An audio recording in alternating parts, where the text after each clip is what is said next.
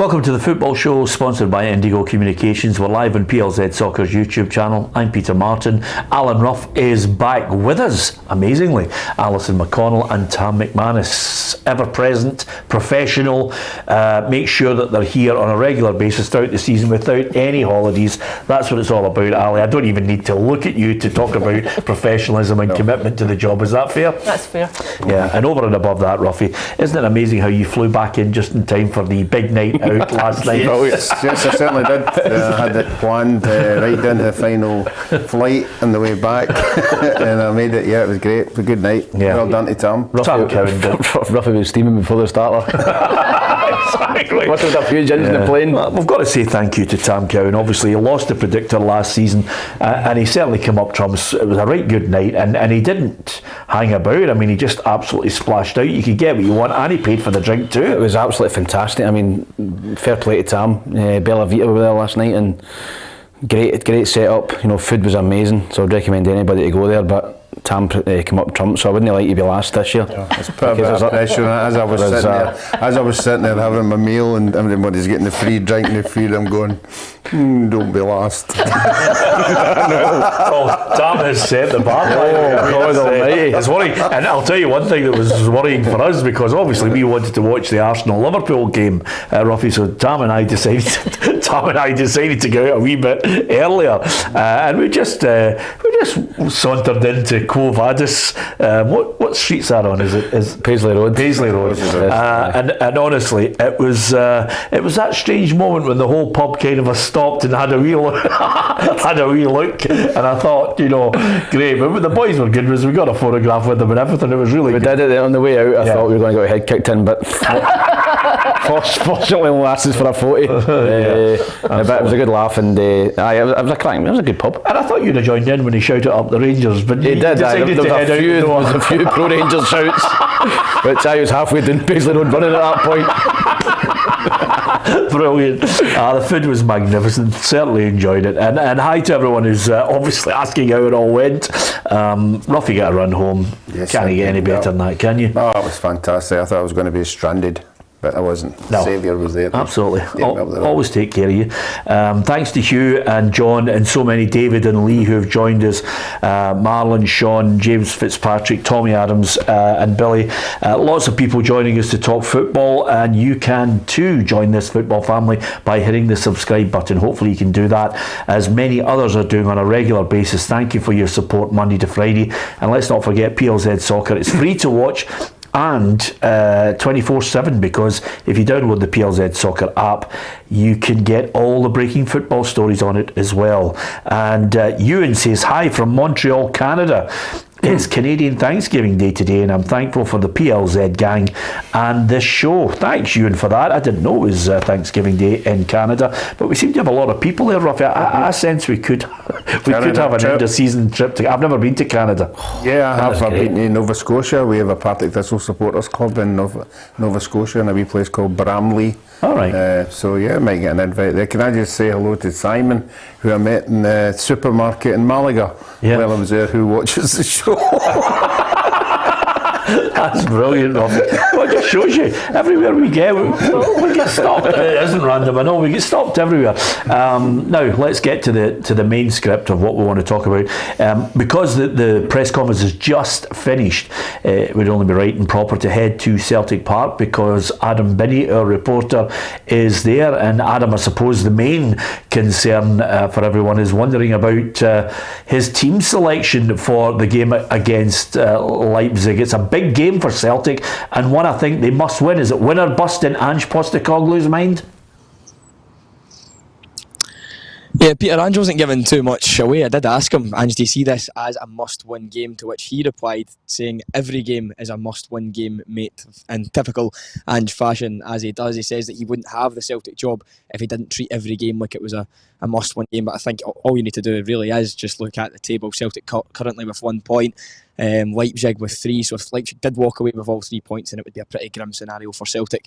They would then require to beat Real Madrid and Shakhtar Donetsk to even have a chance. Even then, they would still need conditions to go in their favour, with Shakhtar Donetsk to beat Real Madrid and to to lose to Real Madrid and then beat Leipzig. So it's a bit of a mess if Celtic lose this one. It absolutely, in my eyes, is a must-win for Ange Postecoglou's side, although he didn't quite give me the line I was looking for there. Yeah, don't worry about that as you continue your journalistic life over the next, from Gabs, over the next, Ange's not happy. Over the next 30 years, you will get what we call a custard pie on many an occasion at a press conference. Not just Celtic, Adam. Get used to it. But I think everyone looking at this game, I talked about team selection. Jota seemed to be a concern. What was the update from him? Yeah, again, didn't really give too much away in terms of the injury update with Jota. He says definitely that Turnbull and Jens are back. Jota missed training today, but he said that was just because he was sore from the weekend. We asked why. Again, Ange's not really giving too much away. He said fatigue or muscle or maybe just being too good looking. That was the reply we got from Ange. So Jota is a maybe, and they'll assess it right up until tomorrow. Well, there's a line, eh? Maybe he's just too good looking. I've never heard that in a press conference before, but with Jota, who are we to argue, to be perfectly honest with you? Okay, what about the opposition? Because clearly he will have to work out a way, Adam, to try and reverse what happened last week.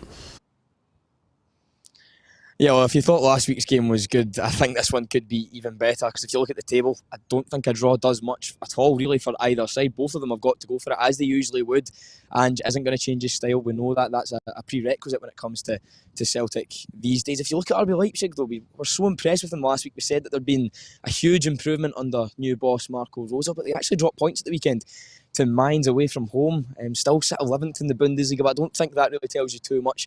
The Bundesliga still seems to have kind of teething problems at this stage in the season. We've got Union Berlin top of the league, Freiburg sitting in second, Bayern Munich only in third or fourth on the table, I believe. So I wouldn't really look too much into the table. There has definitely been an improvement under Marco Rose, but I think Celtic are going to have to bring their A game. Matt O'Reilly said that Celtic have to be at their very best to take anything off of this star-studded from RB Leipzig.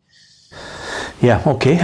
We got it there in the end. Thanks to Adam for his comments here. He's always at the forefront, along with Kerry out there covering all Champions League for us. Great stuff from Adam from Celtic Park. And of course, he'll preview that game tomorrow as well for us. So, Adam Binney out at Celtic Park. As far as Ange and the press conference is concerned, and Matt O'Reilly, we will have those comments from the press conference out across all our social media channels for you. And we'll hear a little later on from Ange Postecoglou as well, and we'll talk in greater detail about what was happening there with Celtic against RB Leipzig. We'll also discuss Rangers in the huge match against Liverpool at Ibrox and Fiorentina against Hearts. So lots to get through. Scotland Euro 2024 qualification is out. Here's the group. What do you make of it, Ali? It's a nice easy one. Nice and straightforward. No, I think it's an incredibly tough group. But I think you would fear the worst if you were being absolutely honest. You'd fear the worst for Scotland getting through that. I think Ruffy touched on it in the pre-match show about having so many home games first. I think you just got to try and manipulate any advantage that you get from Hampden in the opening months and weeks of the campaign. But I think it's a tough group.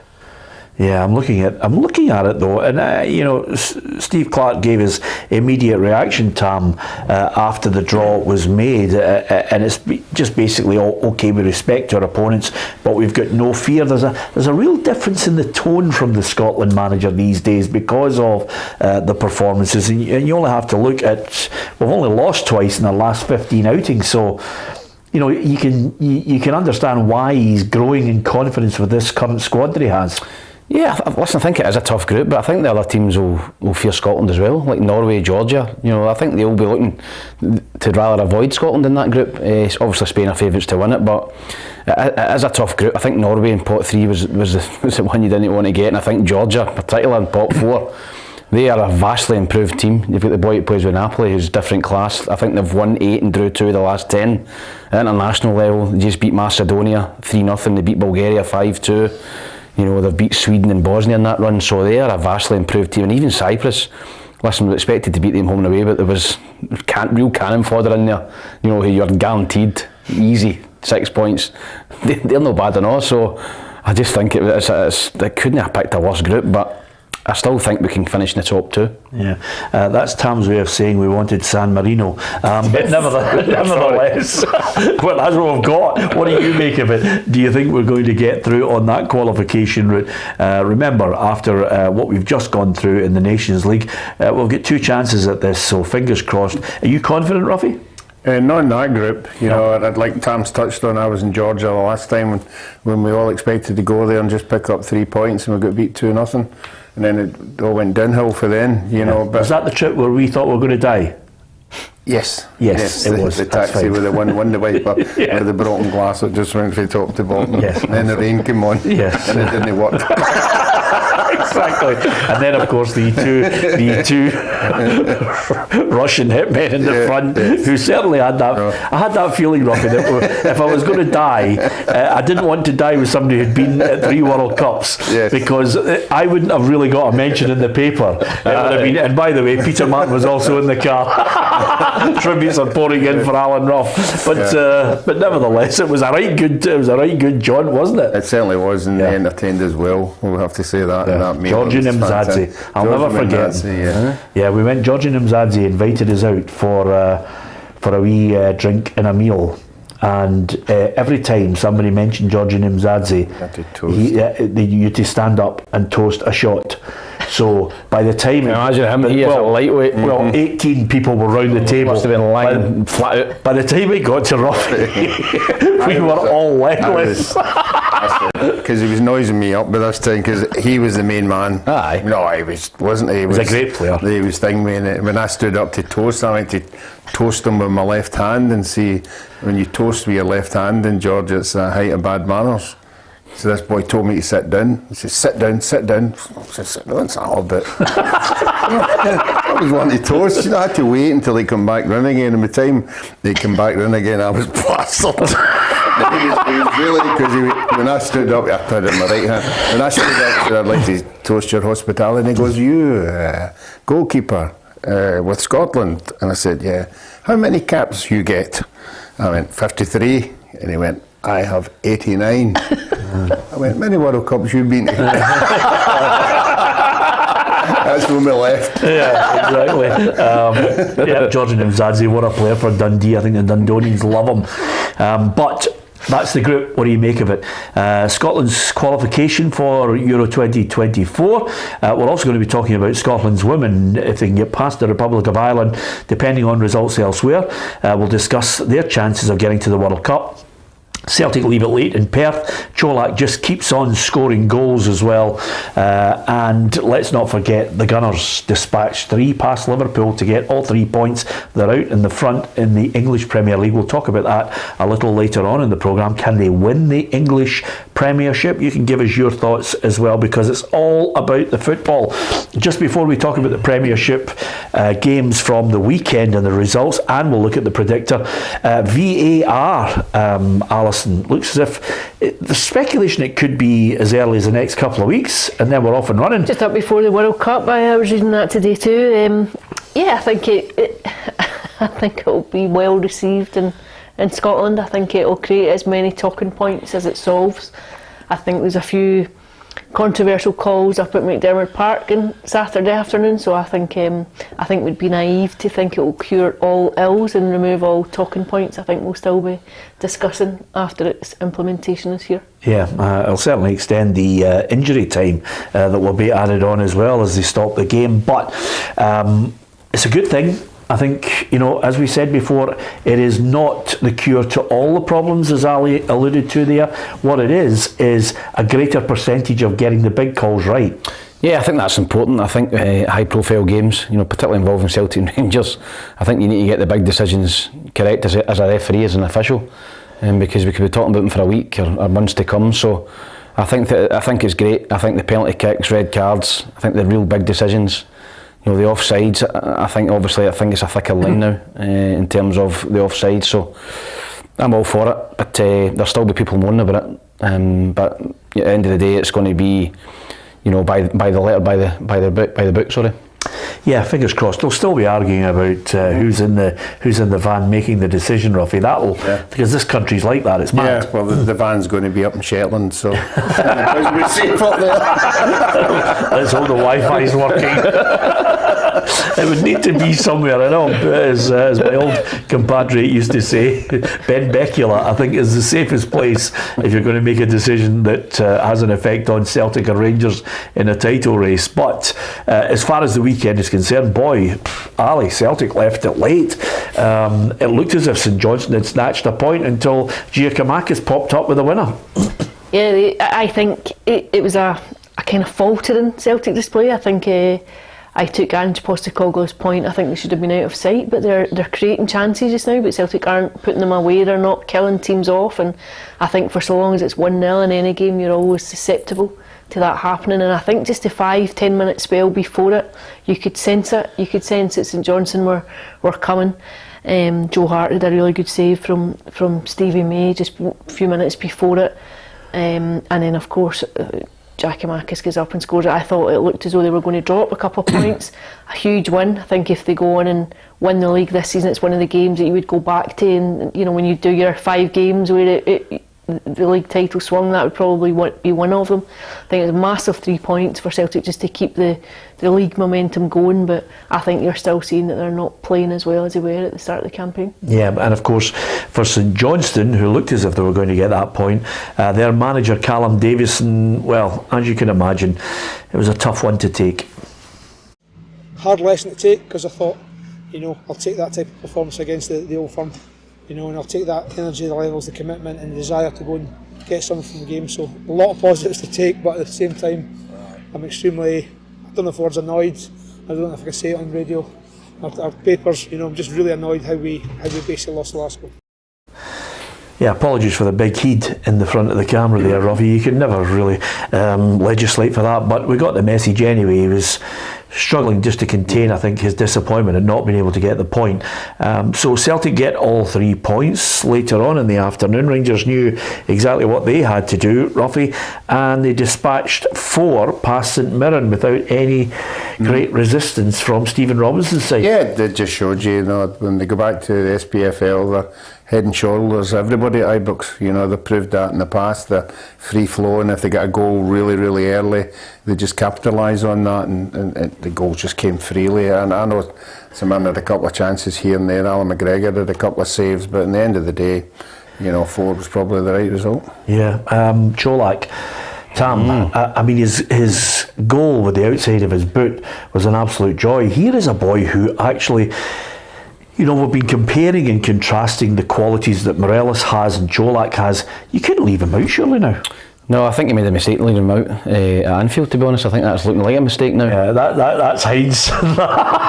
It's a wee bit of hindsight and skullduggery from you there. It is, but I think every game he's banging goals in. His second goal was a tremendous finish. You know, you think he's going to hit it with his right, he cuts inside, then bends it with the outside of his right foot. You know, great finish.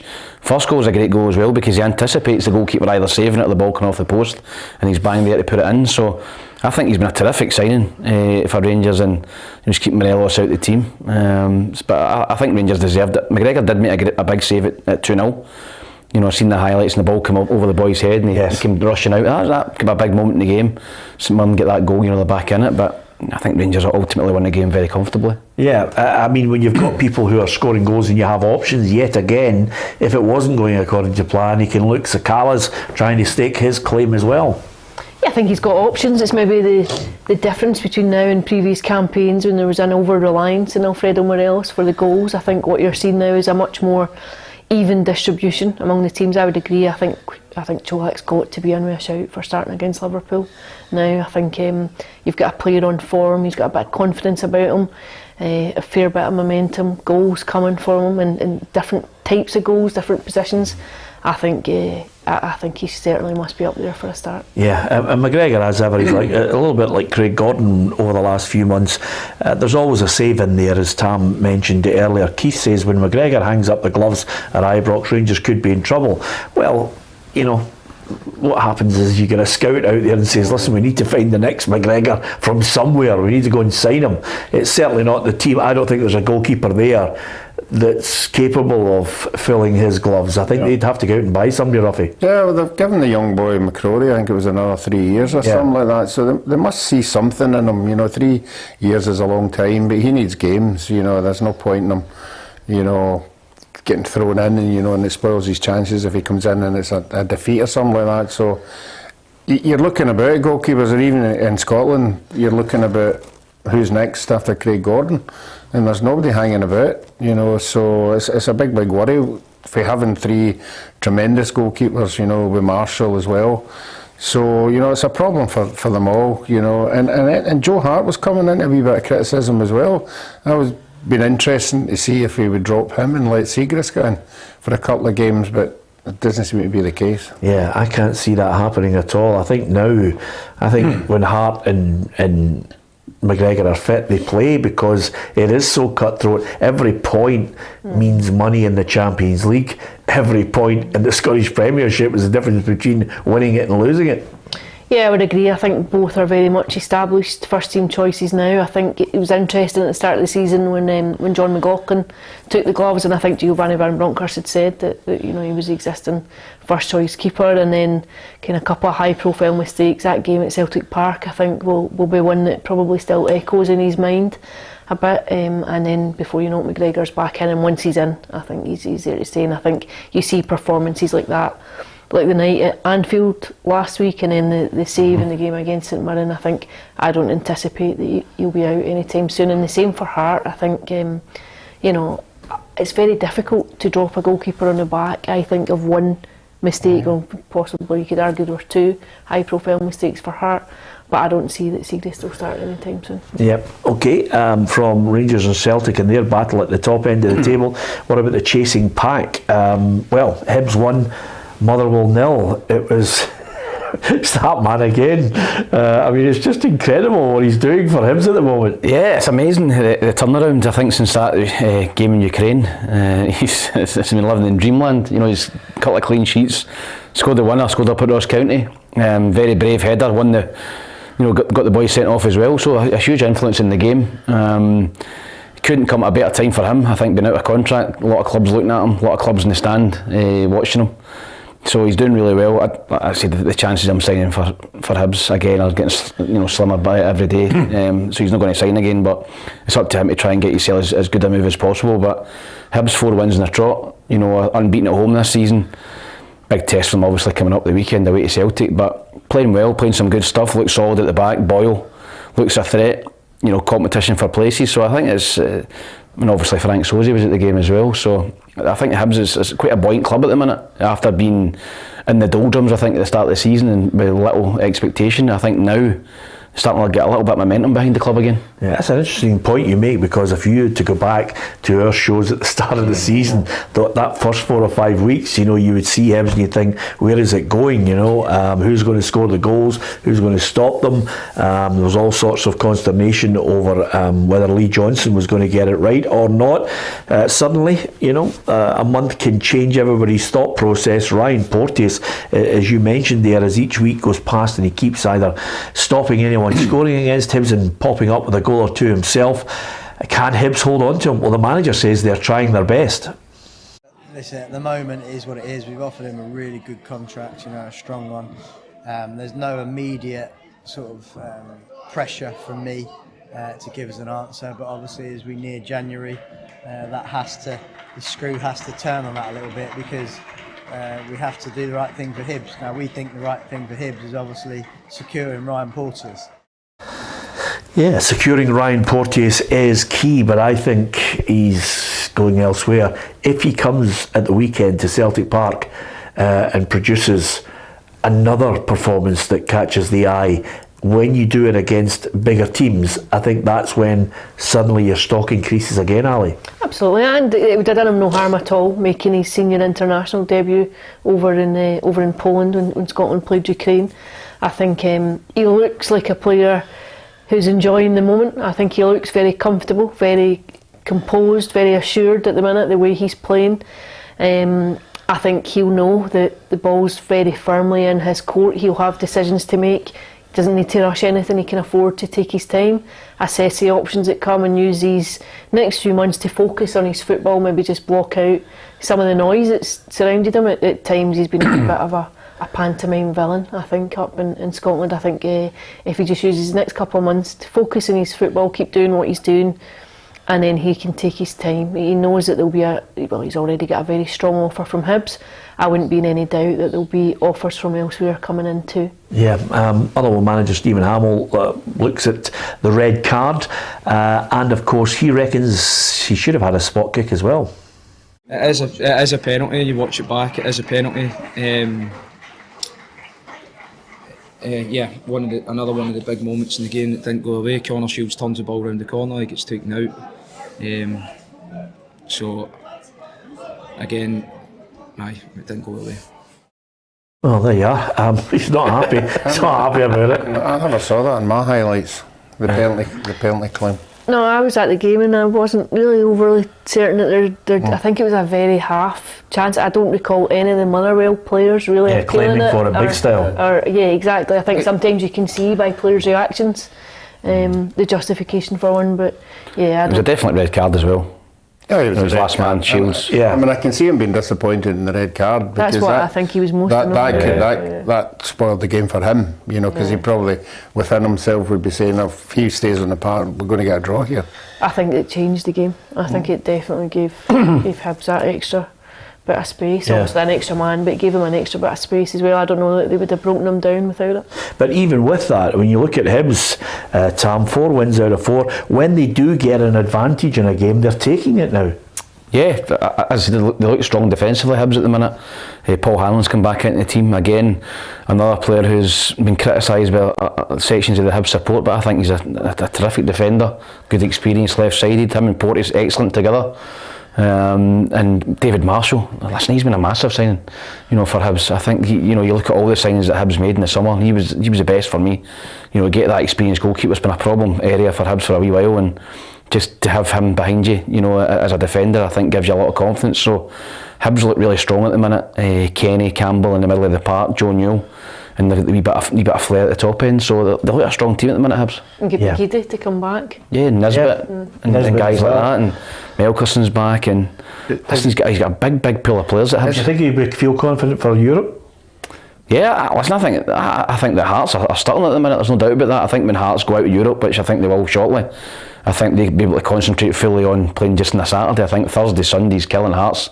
But I think if Hibs can just go, I think they're 4 points or 3 points ahead of Hearts now. If they can just build a cushion, maybe get at 8, 9, 10 points by the time Hearts get put out, then you would give Hibs every chance of finishing third. No, I was just going to say, is it 2 or 3 games they've played against 10 men? They have been fortunate a few times, I think. Well, that's what I'm saying. When they get that advantage, still an advantage. I mean, it could be a false, scoreline. Ali, did they play good football at the weekend? Yeah, I think they did. I thought they played well in patches. I have to say, I thought it was fairly even until they had the extra man. I thought it was fairly even. Motherwell had chances, but without any real conviction. I think you can see the principles that Steve Hamill's trying to get them playing. I think they look as though they're going to have a go. They've moved away from that containment element of how they were playing under Graham Alexander, but I didn't think they troubled Hibs overly. I can't recall David Marshall having too much to do. One save he had. Until but then Hibs again, I think Hibs probably edged it. Okay, Michael Crook says Hibs might have a shout at the weekend as Celtic are struggling to play 3 games in a week as well. It's all up there. I think everybody's now looking and saying, okay, if there are teams out there who are starting to get a run of form, which one is capable of taking 1 point, maybe even 3 against Celtic and Rangers? That's what you're looking for. You're looking for a little bit of competition, teams getting better. We were talking about Aberdeen in that light, Ruffy, but we quickly decided not to, because we spanked 4-0 by Dundee United. That's not exactly the form that every Dons fan who'd made the journey down, and there was a good few of them down there for that game. Yeah, and I think they were particularly upset, as quite rightly so. They carry a big away support, but that was just every goal was a disaster. And even the last one, just once that happens, you just hold your hands up and say, that's it, let's get out of here.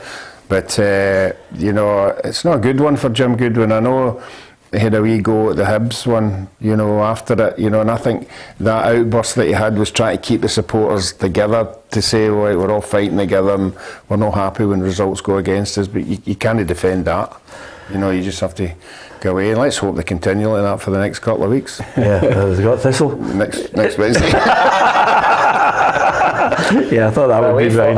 Is it at Predictor? Oh, it's at Predictor. Their away form's been dreadful, Aberdeen. You know, it's been really, really poor at home. They've handed out a few spankings. I think 15 goals are scored in 4 away games and 4 home games. So they need to sort their away form out under Jim Goodwin. 1 win in the last 4. Again, you were thinking to yourself, you could see them. You thought to yourself, oh, they're going to start climbing the table. It just hasn't materialised. See how we talked about it, or the players they'd brought in. They still haven't sorted their defence. Their defence was the weakness last year, and they still haven't strengthened it. They haven't made it any better. Yeah, well, Jimmy says Aberdeen only turn up against Rangers, which, you know, at times, I think a lot of Rangers fans sometimes had a really good point on that. But I think a lot of people are looking at Jim Goodwin and saying, look, and I was speaking to on Friday, I was speaking to some of the Aberdeen backroom staff. Slowly but surely, you know, he's winning them over, the fans, but not when you get spanked 4-0 by Dundee United. And Dundee United haven't been any great shakes over the last few weeks, so we shall see if that continues.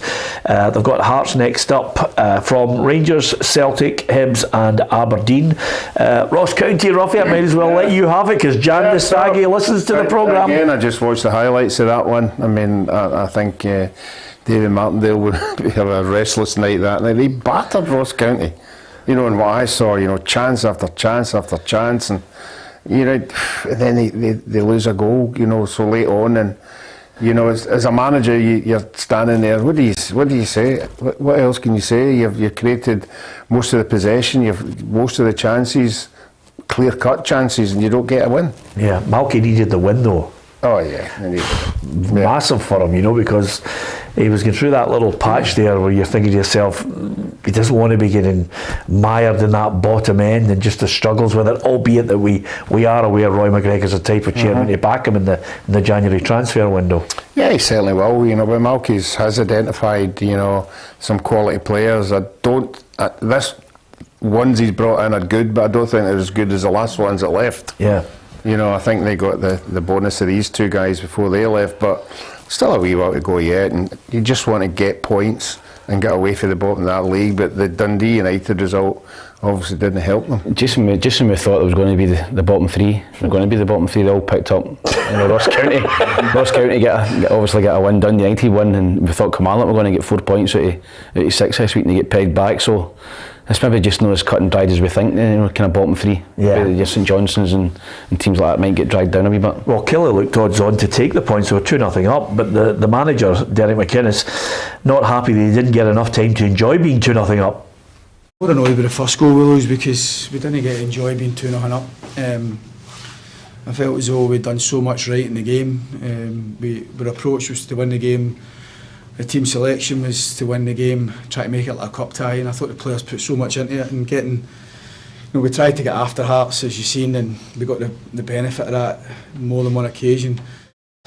Yeah, well, you should be closing it out from there, but again, Hearts, I think, deserve a bit of credit, because quite simply, when you consider what's happening to them in the European football stage, to get a point out of that was amazing, albeit near enough the last kick of the ball, Ali. Yeah, just lifting themselves to go again and go back into it. I would agree. I think probably deserve a bit of praise for the character they showed to go back into it, but I think it would have felt like a defeat for Kilmarnock. I think just losing a goal and just allowing that lead to slip out of their hands, allowing the points to go, I think it would be a sore one to take. But that surface at Rugby Park, when you see the goal that Craig Gordon conceded, you think, oh my goodness, it raises the question mark again. Like, you know, in defence of it, Ali, everybody knows that you can slip on a grass park, but I don't know about you, but I saw they attacked some of the balls going up for the goals, and the ball just drops differently. The weather too, when you're playing in such a wet day on that kind of surface, I think it lends itself to the kind of things that you saw yesterday afternoon, some of the goals. But I think Tam McManus, you can tell by his body language, his tone there, just how gutted he was, not to come away with 6 points out of 6, having got the home win against St Johnstone on Wednesday night. I think as a manager he must hate it, Ruffy. I hate it as a surface. Yeah, and we've debated long and hard, why it's there, but Kilmarnock have got a park, and that's a tough part. They don't need to sell it to the community, they don't need to use it for that money-making exercise, so they're in the Premier League and they should have it, there's no doubt about it. So I'm just surprised when Craig Gordon slipped there. He wasn't looking for VAR or anything like that. No. It must have been something. No. Something. Can you bring VAR in? Have a look at that. you know what goalkeepers. Yeah, you know what goalkeepers are like, Tam. They start looking about to try and hoodwink the grassy knoll. Hoodwink the crowd into believing there was a little bump there, but there was nobody near him. So Ruffy made a back end of it. And it's amazing. You were talking about Hibs and the transformation. Robbie Nielsen, he's just a month. What a transformation for Hearts. To be honest with you, if we're sitting here 10 days ago, we're sitting third in the league and we're second in the group, and after a couple of defeats against some good teams, the perspective changes. I think today, we had created a number of chances early in the game, and we're just not quite firing all cylinders at the moment. Well, you look at it now, without a win in 3, 2 losses and a draw. Yeah, I think I spoke about it earlier. I think they're finding it hard being in Europe. I think their squad's getting stretched. Thursday, Sunday, and they're playing something there. Fiorentina, they got a bit of a turning over by Rangers. They're playing decent sides, and are they playing decent football though? That's the question. I just think that they're off the boil a little bit, and they're missing some key players. But they've got a hard run of games coming up. They've got Fiorentina away, then they've got Aberdeen away and Celtic at home. So it's not going to get any easier for them in the next 3 games. So I think that was a big goal for Robbie Nielsen and Hearts. I'm not saying he's under pressure, but if they lost again at Kilmarnock, then I think a few fans would be pointing the finger at him. Yeah, okay. Here's how that whole fixture list ended up then. Here are the results from the weekend. Celtic getting that late victory. Hibs with a solitary win with Porteous the man again. Ross County with the 1 goal that counted against Livingston. Rangers emphatically putting 4 past St Mirren. Dundee United, I think, surprising us all with that home win. Good goal from Tony Watt in that match. Killie 2, Hearts 2. This is how it affects our table in the Scottish Premiership, if you want to have a look. Celtic still just edging out there in front. It's tight between them and Rangers, and then the chasing pack, third, I think, down to maybe 6th, 7th. All will feel as if they can make a real climb up that table, possibly even Livingston. But as Tam mentioned there, Alison, the bottom end of it, St Johnstone, Kilmarnock, Ross County, Dundee United, they'll all feel as if they can have a run in the winter months just before the World Cup to try and strengthen their position. Even when you look at Motherwell and Aberdeen, you think you conceivably get dragged back down a bit. You have a couple of poor results and you find yourself back down there. I think the converse is true, given how tight it is. You've got maybe, I think you have 8 teams there that are all much of a much. There's not a huge amount of points separating them. I think that will be the ambition of a lot of teams, will be to bank points. A really arduous run now, between now and November, and the World Cup kicking off. It's an incredibly intense schedule before you get there, especially for the teams who are playing European football as well. Yeah, well, for most of the people who follow our programme and know that we are involved in a Predictor League where the 6 candidates, basically the loser takes out the other 5 for all expenses. They pay for the food, they pay for the wine. This was one that was carried on from last season, and Tam Cowan was the loser. Obviously he was the loser alongside Gabs, because Gabs he turned up last night, free food and drink. And well, he was invited, to be fair. You've got to be your bothering about it. He should have been giving Tam some of the dough, but he was not having it. Yeah. Gabs short arms, sold his car to give short arms some of the dough. But Tam took it up. What a spread he put on for us, didn't he? Oh, it was tremendous. The starters and any drink you wanted, and his music was shocking, but we'll give him a pass for that. But no, brilliant, fair play to Tam. But he has set the bar really high for whoever finishes last, and hopefully Hugh keeps continuing to bet against Rangers every week, and then we'll all be safe. Because you look at the predictor. He's staying in America, he's not coming back. Hugh is at the bottom of the table. Look at the table, Ruffy. Hugh's on 51. Alison's on 71. Then it's Tam on 73. I'm on 75. And then it's yourself and Tam McManus. There you are. You're 5 points ahead. So it's not bad for you, Al. Look at those two at the moment in the front. But that tells me, Alison, as you well know, that you can have that, you can get a 21 pointer and suddenly you push yourself right out in front. Absolutely, I'm sure I had a few of them last season. I think. If Hugh goes on if Rangers go on a bad run, Alison will be toiling. He's only 2 points between you and I. Well, exactly. You're only 9 ahead. Although the one thing that 29 ahead of you. Yeah. The one thing that worries me, Alison, is because you spotted the standard of the night last night. You were not looking forward to you losing. If you hit the bottom, I think Ali's, isn't it? Well, I was just about to say Just resign. Take away. No, I was going to say to you, the conversion of the loft might not happen. So things might not happen. Yeah, exactly. Hugh McDonald is keeping us all comfortable at the moment, Ruffy. Yeah. If he finishes last, the one thing about Hugh and Tam is, they've got a few quid. Hugh's got a few quid. Hugh's got a good steak. Yeah, absolutely. Hugh does. So that'll be a right good night out. That's what's great about this predictor. Of course, one week you think you know it all, and then the next minute it's gone. Night time, it's KFC. Yes, exactly. I'll have my missus baking stuff and all that. Listen, earlier cupcakes for dessert. Earlier on in the programme, we had Adam Binney out there watching. See him sober. Yeah, well, exactly, especially on the evidence of last night. But Shyness himself, Adam, was out there at Celtic Park listening to Ange Postecoglou. Of course, the big question early on that Ange Postecoglou was trying to fend away was Jota feeling tired. Yeah, like I said, he pulled up sore on the weekend, and we just have to sort of assess it. It's a quick turnaround in games, so usually second day we've usually got a couple missing anyway, but obviously the game tomorrow we're going to make a decision. Yeah, he's feeling sore. I was just about to say to you, it's a stone wall. Everybody feels sore after the game. Yeah, he'll be playing.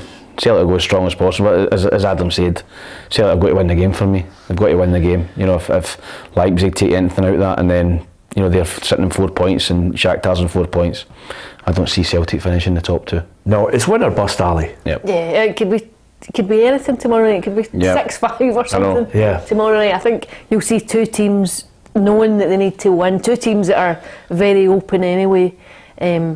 Both of them will go for it. I think it could be anything. If you judge it on that first half hour over in Germany last week, I think at one point it looked as though it might end up 5-3 or something. I think it'll be the same tone about the game. And the thing is, neither of them will play entirely differently. You talk about teams going away from home in Europe. These are two teams that you can predict how they play. They play the same way, regardless of where they are. And I think you could expect both to score. I think you'll expect both to concede. Ruffy, this one, as well as on the evidence of last week, they were at it hammer and tong with each other. I mean, there's gaps at the back end of it, but I've got a feeling that Celtic can win this one, because there were some good patches of play from Celtic over in Germany where they really looked as if they had the number of Leipzig, but then again those old frailties came back. So there are certainly things that they seem to be stronger at home, that they can do something with this. And albeit that the home game against Real Madrid was just, you're coming up against a team that's won it 14 times. No, I think the home games at Celtic Park with the crowd and the lights and the Champions League, it adds a wee bit special, and Celtic tend to rise to that occasion if they're playing against a really, really good side. And on the night they always look as if they could win the game. I agree with Ali, it'll be, end-to-end stuff, and I'd just like to see Celtic defending a bit better. They lose far too many easy goals for me. I think they could be more solid at the back when they need to be, if they're one up. Just show everybody that you can defend properly, get people behind the ball, and you don't have to attack all the time. But show that you can defend properly, and then you might start winning these games. I don't think Celtic are going to do that. I just don't think Ange is going to change it now. I think if Celtic score one, they'll be you want to score 2 and 3. And I just think it's going to be a shootout tomorrow. Totally agree with Ali. It's going to be end to end, and I would fancy Leipzig strongly in that type of game, because I think they've got better players in the forward areas. They're more clinical. And Kunku, Werner, Silva, I think they will punish Celtic heavily. Celtic missed a lot of chances. I don't think Celtic get the same quality in the forward areas as Leipzig, and I think that's going to be the deciding factor. Leipzig to win? I'm going to go for Leipzig to win 3-2. Okay. Ruffy? No, I think Celtic got a draw at it. But a draw obviously not be enough to get to second place. So I think Celtic are going for the third place. Yeah, Paul Andrew Martin says, whoa, Peter thinks Celtic can win. Are you okay, Peter? Yeah, fine. I think Celtic will win 2-1. I think when you look at the points that Celtic have taken from the Champions League, not just now but across recent campaigns, the last time they were in it, I'm not sure that there's any evidence that would encourage you to think that they can win. I hear what you say. I think they did play in flashes over in Germany last week, but at the same time I think 2 of those VAR decisions were incredibly close calls. I think it could also have been a heavier defeat. I think they'll struggle to win tomorrow night. I have to say I'm inclined to think a draw, which doesn't really do anything for them in terms of their ambitions of going through. You would like to think that they could go and get a win and keep it alive. You want to see as many teams progressing and banking points in Scotland for the coefficient as possible. But I think you're expressing a wish rather than anything that would compel you to believe it might go that way. And your prediction? I want to say 2 each. Desmond. Yeah, I think everybody's going for a wad of goals in this one. Exactly. I mean, listen, on the basis of the evidence of their back lines, I don't think we're going to get a 0-0. I'll be gobsmacked if there's a 0-0. As far as the team selection, Tam, I think Jota's a nap to be in there. It's a predicted 11. It could change because the manager has seen something in training. We're well aware of that. But what do you make of Hart, Juranovic, Vickers, Jens, Taylor, Hatate, O'Reilly, Abada, Haksabanovic, Jota and Giacomakis? I would be tempted to play Welsh instead of Jens. I thought that. I thought that Welsh was a lot better than Jens over in Leipzig. Yeah. I thought Jens was poor. So I think if I maybe bring Welsh into that, I think he'll go with Maeda to start. He seems to like him in the European nights. He's getting a bit of flack, Maeda. He is. He's a pressing machine. I mean, the guy's fitness is incredible, but in terms of his quality and his final finish and stuff, then I think that leaves a lot to be desired. So I think he might go with Maeda, and I think he'll bring a bad room when the game opens up later on, but I don't think it'll be too far away for that team. Yeah, you're looking at Kyogo and Giacomakis to get goals. I remember Maeda's press conference. He said, listen, I am not an out-and-out goal scorer. I will work for the team relentlessly. If that's the case, then should he be delivering more assists? Yeah, I think I see the merit in why he starts, because he works so hard. I think you see him, he tracks back all the time, he offers cover. I think there's an argument to say that. One of the notable things for me about Saturday was I thought James Forrest played well. I thought James Forrest offered Celtic something different when he came on, and I'd say the same for James McCarthy too. Yeah. You've not seen much of James McCarthy or Forrest at all. I thought both of them played their part in delivering that win. I'm not sure if either of them would jump into the starting lineup, especially for tomorrow night, but I think they've definitely posted notice of having a bit of experience that could go in and offer something.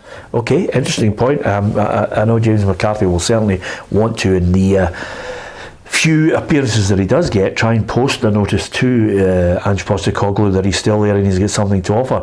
A game that I'm looking forward to this week, Ruffy, Rangers against Liverpool. We sampled it last week. I think Rangers have got to produce something better against the Liverpool side that are not exactly firing on all cylinders. Giovanni Van Bronckhorst had this to say, obviously with Europe in mind, we have to have a different approach in this game, especially if you want to continue our run in Europe. We have to get points in the 3 games we've left, so we will have to have a different approach and we have to be positive. We will prepare well to face a strong opponent, but we need to get something from the game. Can we afford to be more high risk? You have to be brave. Well, that suggests to me that he's basically going to tell his players, listen, they lost to Arsenal. They're maybe not all they're caked up to be here. Don't start looking at reputations and what they've achieved before. Got to have a go at them. Now that augurs well for a brilliant game. It does go well for a brilliant game, but it obviously means that Rangers are going to leave themselves opened. You know, they're very well organised defensively. They tried to do that last week at Liverpool, and it never worked. You know, they never showed a lot of endeavour until maybe 5-10 minutes of the game. So it has to be all out. You know, you have to get about them, and the old saying, if you're going to get Liverpool, now is the time to get them. They're not really firing on all cylinders, but that doesn't mean that they're not going to turn up. You know, they're going to give you the same quality that you saw last week at Anfield. So it's going to be a big game. It just remains to see whether Rangers can lift themselves to that Champions League, you know, performance that you've got to put in against these teams. Well, last week when we were in Liverpool, time's flying, isn't it? Yeah. We were in Liverpool last week. Probably about this time you were buying 2 Liverpool glasses for your pint collection. Who does that? But the one thing we were talking about was, who does he pick? Yep. And now, from last week's position where I said Morelos has got to start, I think Colak, you know, totally and utterly usurps Morelos. I play 2 of them. I'm going to throw that in there now. I'd play 2 up front. I'd play Morelos and Colak, and I would go 3-5-2 against Liverpool. I really would. I just think that Liverpool are so poor at the back at the minute. They lost 3 goals, could have lost 4 or 5 against Arsenal, lost 4 in Napoli. I think you've got to go for them at the back, and if I'm Rangers, I'm just going for it, and I'm playing 2 up front, and I'm changing the system a little bit, and I'd play the 2 of them up front against the 2 Liverpool centre halves. That's why I love you on this programme, Tam, because it's not going to happen. But I'm just saying that's what I would go for. You see, the minute you said that there, all 3 of us did this. Play Colak and Morelos. Play both of them. Let's give Salah a wee bit more room up front. No, I'll tell you what, they're going to have a goal because they never had a goal last week. They were absolutely. It was an embarrassing performance at Anfield. You and I were sitting there done nothing. Wouldn't it be great if they actually got out of their own half? Couldn't get their half. They're terrible. So it was limp at Anfield. You would have to say it was an incredibly insipid performance from Rangers. Like, they never offered any real attacking threat until those last few minutes, the closing minutes of the game, when they tried to do stuff. And I wonder about someone like Kent, if he maybe thinks, you know, he really never done himself justice at all last week, going back to Liverpool and thinking there's an ideal platform to show what you've got. If you've got ambitions of going and playing down south, here you go. You know, there's a perfect stage to offer an argument of what you can contribute. I wonder if you know, he'll go away and think he never done himself justice, that you go in and, you know, you're desperate to make an impression. Again though, I'll make the same point as I did for Celtic. You look back over previous Champions League campaigns and there's just no evidence to say that they can go and produce a performance that gets a win. I think if they are to come away with anything, it bucks a trend, and I just don't think you've seen enough to suggest that they're capable of doing so. Yeah, I have to share your opinion on it. I don't think it matters who they play. I think Liverpool will win the match because, again, Liverpool need to win the match, and I think they'll go out with that in mind. Although when you look at the English Premier League, Ruffy, and what Liverpool, the game we watched yesterday, okay, there are little flashes here and there, but the back line still cannot keep it tight, cannot keep it locked. Lost to Arsenal, out of the title race completely now.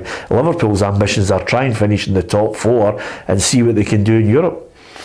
Yeah, and it's surprising because obviously we saw what they could do last year, and it will be disappointing. I don't think we want to be kidding ourselves on that the teams that are beating them are much better than Rangers and Celtic.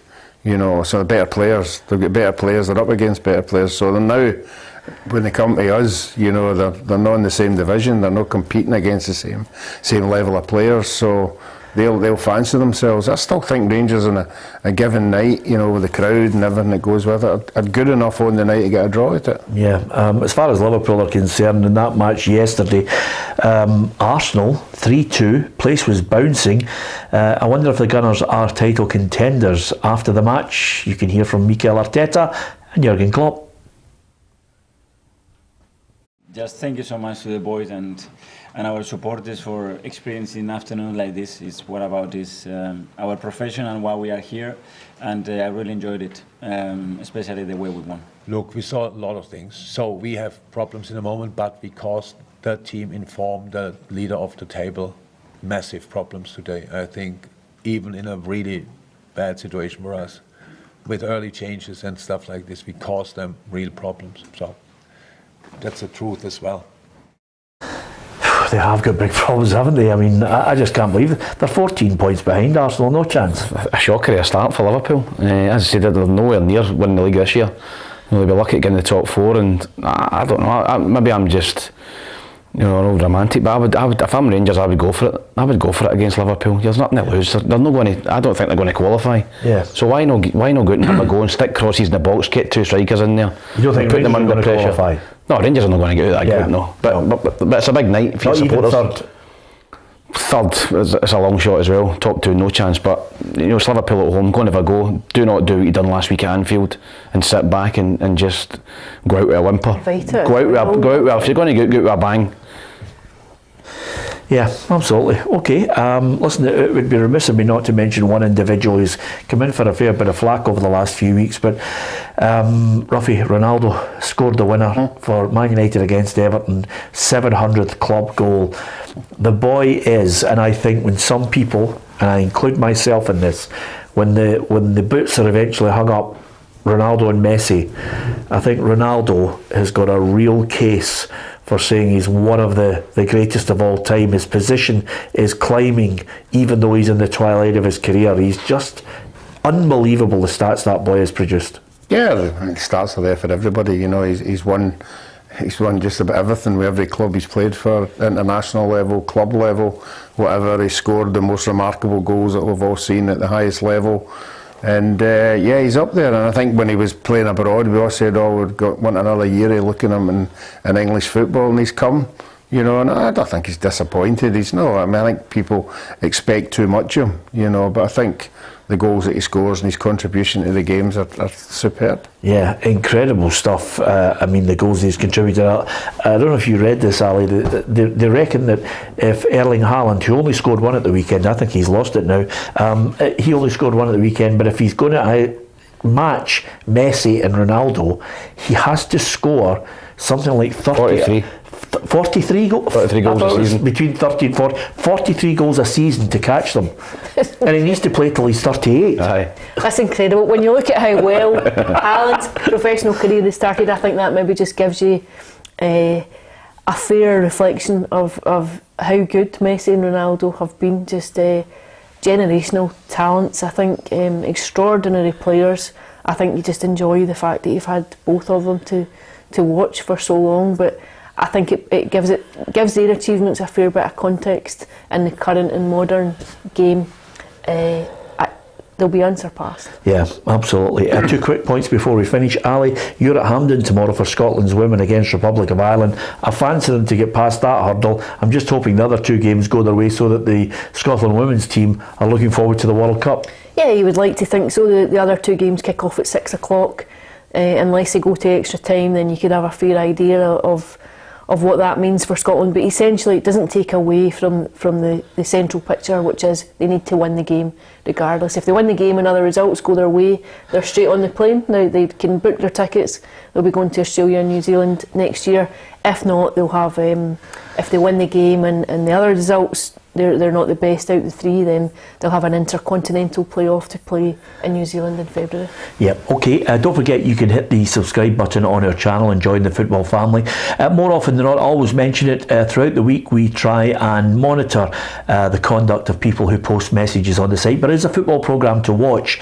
Sometimes you can engage with people who are on our news feed on the YouTube channel, but more often than not we expect you to watch the programme, and if some people do conduct themselves in a disorderly manner, we try and ban them, but we're not going to spend all our life monitoring people who basically have got their head in the gutter. So if you can behave, then fine and dandy. If we catch you, we'll ban you. It's as simple as that, because we come from a decent world and we don't walk in the world that some people who put disturbing things on our feed. There are other shows out there for people, won't there? Well, there will be, because I know you want me to say this show is not for you, but I often say it, if I am standing up for decent people, then I'll continue to do so, but we are not going to police it to the point where it takes up all our life dealing with people who basically basically have been dragged up in some of their conduct is unbecoming of just society, never mind football. So that's my final say on it, and I'm going to finish off with something that I think is pertinent, is the sad news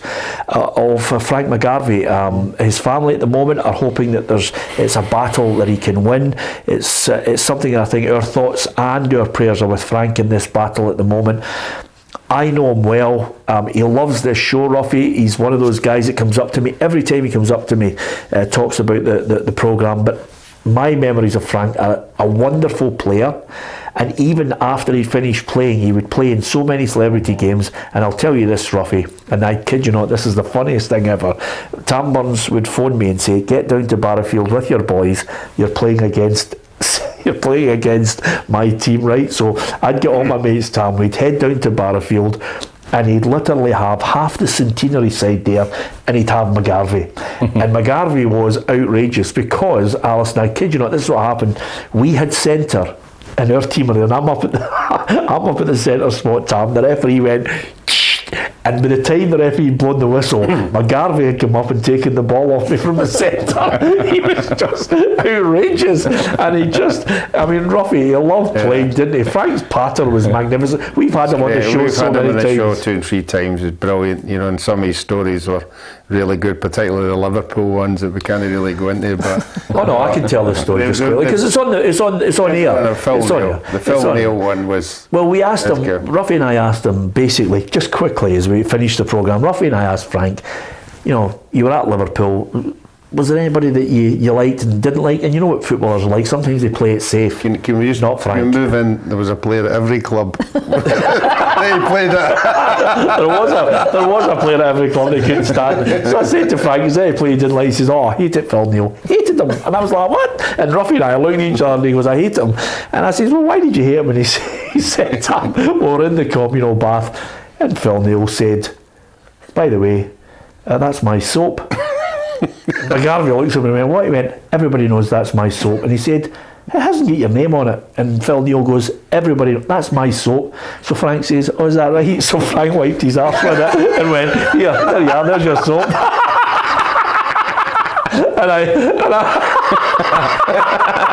and Ruffy and I looked at each other, we couldn't move. And that's McGarvey. He was just, there's no filter with Frank. It was brilliant, wasn't it, Ruffy? There was another time when obviously we played tennis together. And I didn't even know he plays tennis. And she says, tennis on Friday. I said, you want a game? She says, I don't play, but I'll come. And so I don't know what I'm expecting, because it's obviously a club, so I'm waiting in the court, waiting on him coming in, and he came in like John McEnroe in the band, the wristbands, he had a pair of shorts with him. I'm going, what are you doing? She says, I'm just trying to look good. Just a brilliant guy, and because I know his sons as well, it's a tough time at the moment, and listen, it puts football in perspective. Frank, we are all with you on the football show, passing on our best wishes. Thank you very much for listening. Thank you for watching. Thank you for downloading the podcast. We are absolutely delighted at the support we're getting from you. And if you get a chance, hit the subscribe button on our YouTube channel. Download the app. You get all the breaking stories. Brilliant to have Tam. Great to have Ruffy back with us, and Alison McConnell as ever. We'll be back tomorrow with, hopefully, the loser of this season's Predictor. Hugh McDonald returns from America, and Ruffy and I will be having a chat